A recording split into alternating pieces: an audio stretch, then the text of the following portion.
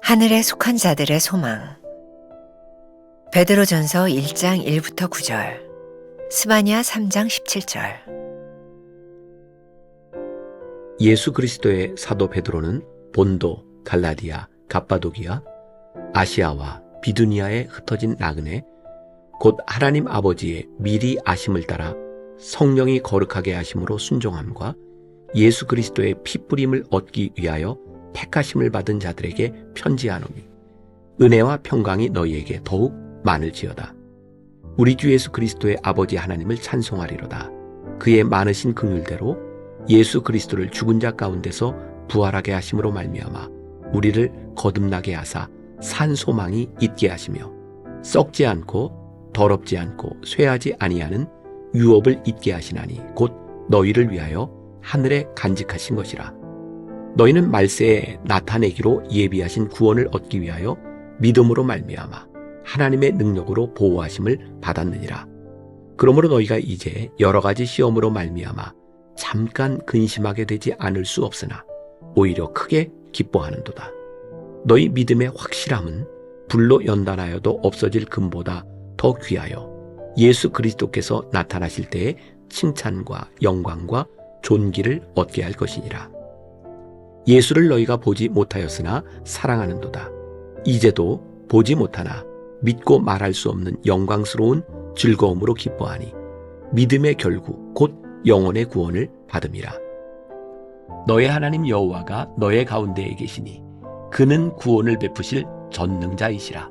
그가 너로 말미암아 기쁨을 이기지 못하시며 너를 잠잠히 사랑하시며 너로 말미암아 즐거이 부르며 기뻐하시리라 하리라. 우리는 하늘에 속한 사람들입니다. 고난 나그네 인생을 살면서도 산 소망을 놓지 않는 것은 썩지 않고 더럽지 않고 쇠하지 아니하는 유업을 바라보기 때문입니다. 어디에 가치를 두느냐에 따라 우리 삶이 좌우됩니다. 육에 속하면 욕심으로 늘 시험을 당하게 됩니다. 믿는 자들은 믿음으로 말미암아 하나님의 능력으로 보호하심을 받습니다. 보호하심의 헬라어 푸르르메누스는 푸르레오라는 군사용어의 수동태 현재 분사형입니다. 하나님이 사탄의 공격으로부터 방어해 주시되 계속하여 막아주신다는 뜻입니다. 고난은 곧 기쁨과 구원으로 귀결될 것입니다. 주님을 눈으로 보지 못했음에도 믿고 사랑하는 자는 복이 있습니다. 환난 중에도 믿음으로 즐거워하며 기뻐하는 자들은 마침내 영혼의 구원을 받습니다. 환난 가운데서도 즐거워할 수 있는 이유는 인내를 통해 연단을 받음으로써 결국 소망을 이룰 것을 믿기 때문입니다.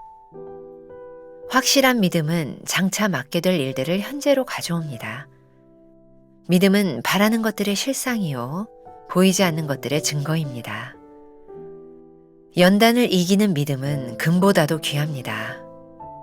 그들은 여호와의 날, 예수 그리스도께서 다시 오실 때 칭찬과 영광과 존귀를 얻게 될 것입니다.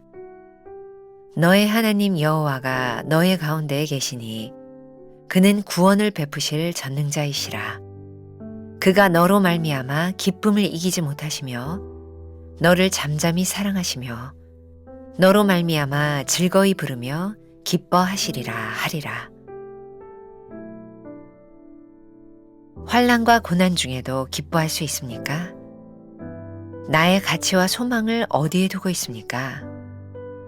인내와 연단이 가져올 기쁨과 구원을 확신합니까? 오늘은 12월 9일입니다. 하늘에 속한 자들의 소망. 벌써 3일째 소망에 대한 이야기를 베드로전서 1장 1절부터 9절의 말씀을 가지고 함께 나누고 있습니다. 하늘에 속한 자들의 소망. 소망이 똑같은 것이 아니라는 이야기죠. 우리들이 어디에 소망을 두고 살아가느냐. 하늘에 속한 자들의 소망은 무엇인가? 어제도 이야기했지만 베드로는 교인들에게 여러분들의 삶이 나그네의 삶입니다. 여러분들이 지금 걷고 있는 이 세상에 속한 사람이 아니라 하늘에 속한 사람입니다. 라고 이야기를 하고 있죠. 그러면 하늘에 속한 사람의 소망은 어떤 것일까요? 제가 베드로전서를 강해하며 썼던 이야기가 오늘 말씀에 딱 맞을 것 같아요. 조금 읽어드립니다. 이 땅에서 나그네로 살아가며 하늘에 속한 삶을 살아가는 우리는 썩지 않고 더럽지 않고 쇠하지 아니하는 유업을 잇는 사람이라는 사실입니다. 우리가 시험을 당하고 고난을 당한다는 것이 무슨 말일까요? 시험이란 우리의 욕망과 관련이 있는 것입니다. 욕망이 없다면 시험도 없을 것입니다. 고난이란 우리가 피하고 싶어하는 일들이 일어나는 것이죠. 무섭거나 피해야 하는 일들이 없다면 고난도 없을 것입니다. 가만히 생각해 보니 우리가 구하는 것들이 세상적일 때 욕망의 시험에서 벗어나지 못하고 고난당할 때 힘들어합니다. 그런데 그런 것들이 썩어질 것이고 영원하지 않은 것이라는 것을 안다면 그렇게 안달할 필요가 없을 것 같습니다. 우리가 잘 포장하고 있지만 직장에서 잘 되고 돈을 잘 벌고 자식들이 성공해서 하나님께 영광을 돌린다는 말 자체가 얼마나 거짓된지를 압니다. 그래서 우리가 기도하는 문제들을 가지고 안달하고 그 기대들이 채워지지 않으면 힘들어하는 것이죠. 이 말씀을 가지고 묵상한 한 권사님이 이런 고백을 했습니다. 아마 여러분들의 이야기가 될 것 같아요. 우선 땅의 것이 충족되어야 하늘의 것을 바랄 수 있다는 생각이 내게 있음을 본다. 이 땅을 살아가지만 그보다 먼저 하나님 나라의 법을 따르는 하나님 나라의 백성이라는 생각을 하지 못하는 것 같다. 이 땅에서 좀 더 자유하여야 하나님 나라에 속할 것 같다. 아들이 5개월간 준비하던 영재고 시험 발표가 있기 전날이었다. 남편은 내일 발표이니 붙어도 파티를 하고 떨어져도 파티를 하자고 했다. 남편이 신앙을 가지면서 더 삶의 여유로운 모습을 가진 것을 보게 되어 사실 놀랍고 감사했다. 준비한 기간도 짧았고 시험 한 달 전부터 몸이 많이 아파 컨디션을 잘 조절하지 못했던 아들 때문에 여러 가지 이유가 있어 혹시 떨어질지 모른다고 생각은 했었다. 그러나 감사하게도 2차 시험을 치는 영재고에서 아들을 인터뷰하겠다고 직접 중학교에 오는 일이 있어서 내심 기대를 하기도 했었다. 결과는 실패였다. 발표된 날 우리는 멋진 중식당에서 파티를 했고 딸은 하나님이 오빠에게 다른 더 좋은 길로 인도하실 것이라고 오빠를 위로해 주었다. 우리는 아들에게 그동안 수고했고 또 다른 길을 예비하심을 기대하자고 말해 주었다. 아들은 짧은 기간 준비하였지만 면접관이 학교에 보러 오는 영광을 누린 것으로 감사했고 앞으로 나아갈 것을 좀 생각하는 모습이었다. 합격을 위해 달려왔지만 그보다 더 큰 것에 가치를 두었기에 떨어진 것에 연연하지 않고 오히려 또 다른 길을 기대하고 온 가족이 격려해 주는 시간은 오직 합격을 목표로 수년간 준비해오다 불합격되어 아이도 엄마도 정신과 치료를 받는다고 하는 경우와는 전혀 다른 모습이었다. 집에서 부담 주지 않는 분위기이니 아들도 빨리 회복하는 것 같았고 집안 분위기는 이상하게도 발표 전보다 오히려 더 좋은 것 같아 감사했다. 이 땅을 살아가면서 최선을 다하되 그 가치는 하늘에 두어야 함을 보았고 경험하였고 감사하게 된 기회였다. 굉장히 솔직한 고백이라는 생각이 듭니다. 우리가 가치를 어디에 두느냐에 따라 우리들의 삶이 좌우될 수 있다는 것이죠. 자, 나그네의 삶을 살아도 우리들이 지금 살아가고 있는 그 삶, 현실에 뿌리를 두고 있다는 것을 부인하지 못합니다. 그래서 우리는 우리들이 살아가는 삶에 일어나는 일들로 인하여 일희일비할 수밖에 없는 존재들이죠. 그러나 우리들이 소망을 하나님의 나라에 두느냐 혹은 이 땅 위에 두느냐에 따라 우리들의 미래의 삶은 달라지게 돼 있는 거죠. 우리의 삶이 지금 이 현실에만 있다면 우리는 현실에 의해서 무너질 수도 있고 실망할 수도 있지만 우리들의 소망이 여기에 있지 않고 거기에 있기 때문에 우리는 현실에 일희일비하지 않는 것이죠. 오늘 우리를 보호하시는 하나님, 우리 가운데 함께 하시는 하나님을 우리들이 믿을 때 우리들의 삶은 하늘에 속한 자들의 소망, 그 소망을 가지고 있는 사람은 다를 수밖에 없는 거죠. 오늘 여러분들의 책 하나님의 숨결 두 번째 문단에 고난은 곧 기쁨과 구원으로 귀결될 것입니다 라고 되어 있어요. 고난이 기쁨과 구원으로 귀결될 것이다. 이게 무슨 말이에요? 우리의 소망이 하늘에 있지 않으면 우리들이 나그네로 살아간다는 것을 우리들이 잊지 않는다면 우리의 고난과 우리의 어려움은 여기서 끝나는 것이 아니라 구원으로 귀결될 것이다. 그래서 그리스도인들은 이 땅 위에 살아가며 기쁨을 잃지 않고 소망을 잃지 않고 살아갈 수 있는 사람들이죠. 오늘 세 번째 문단에 보면 연단을 이기는 믿음은 금보다 귀합니다 라고 되어 있어요. 연단을 이기는 믿음, 우리들의 소망을 가지고 있기 때문에 우리들에게 다가오는 고난이 끝이 아니라 그것이 우리를 연단한다고 하는 것을 믿는 사람들, 그 믿음은 금보다 귀하다고 이야기하고 있는 거죠. 오늘 또 하나의 본문 가운데 스바냐 3장 17절이 나와 있어요. 너희 하나님 여호와가 너희 가운데 계시니 그는 구원을 베푸실 전능자이시라.